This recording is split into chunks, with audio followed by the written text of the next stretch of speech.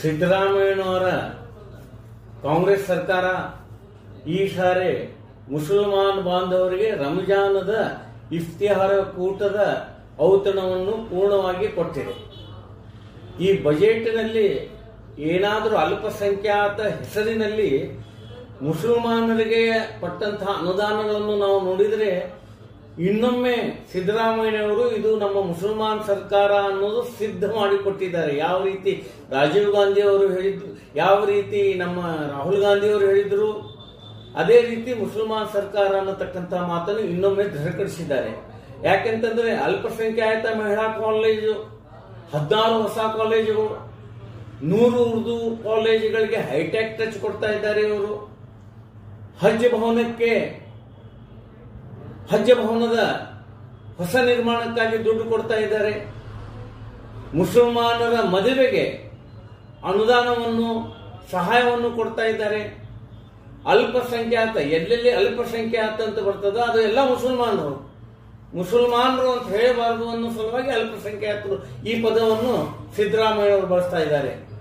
ಅಲ್ಪಸಂಖ್ಯಾತರ 169 ಹಾಸ್ಟೆಲ್ಗಳಿಗೆ 25,000 ವಿದ್ಯಾರ್ಥಿಯರಿಗೆ ಸ್ವಯಂ ರಕ್ಷಣಾ ತರಬೇತಿ.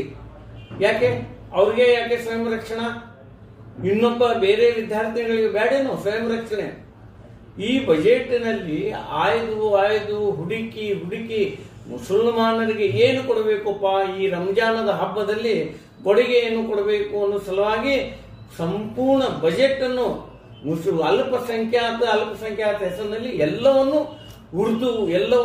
ಮುಸಲ್ಮಾನರಿಗೆ ಕೊಟ್ಟಂತ ಈ ಸರ್ಕಾರ ಇದು ಅತ್ಯಂತ ಬೋಗಸ್ ಬಜೆಟ್ ಅನ್ನು ಕೊಟ್ಟಂತ ಸರ್ಕಾರ.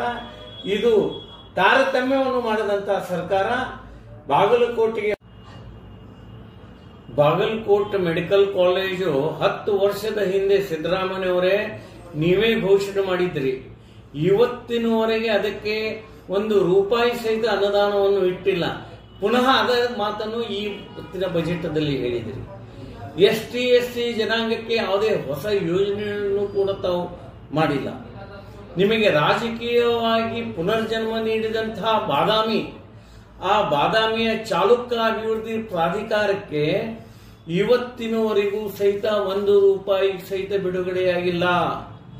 ಬಾದಾಮಿಯ ಲಲಿತ ಕಲಾ ಅಕಾಡೆಮಿ ವಿಶ್ವವಿದ್ಯಾಲಯ ಅನೇಕ ವರ್ಷಗಳ ಹಿಂದೆ ಘೋಷಣೆಯಾದರೂ ಅದಕ್ಕೂ ಕೂಡ ₹1 ಇಲ್ಲ. ಅಭಿವೃದ್ಧಿ ಶೂನ್ಯವಾಗಿದೆ. ಈ ರೀತಿ ತಾವು ತಾರತಮ್ಯವಾದಂತಹ ಬಜೆಟ್ ಅನ್ನು ಕೊಟ್ಟಿದ್ದೀರಿ. ಇದರಿಂದ ಕರ್ನಾಟಕದ ಜನತೆ ಸಂಪೂರ್ಣ ನಿಮ್ಮ ಮೇಲೆ ಇರ್ತಕ್ಕಂಥ ವಿಶ್ವಾಸ ಕಳೆದುಕೊಂಡಿದ್ದಾರೆ. ಈ ಬಜೆಟ್ ಸಂಪೂರ್ಣವಾಗಿ ಅಲ್ಪಸಂಖ್ಯಾತ ಹೆಸರಿನಲ್ಲಿ ಮುಸಲ್ಮಾನರ ಬಜೆಟ್ ಅಂತ ನಾನು ಹೇಳಲು ಬಯಸ್ತಾ ಇದ್ದೇನೆ.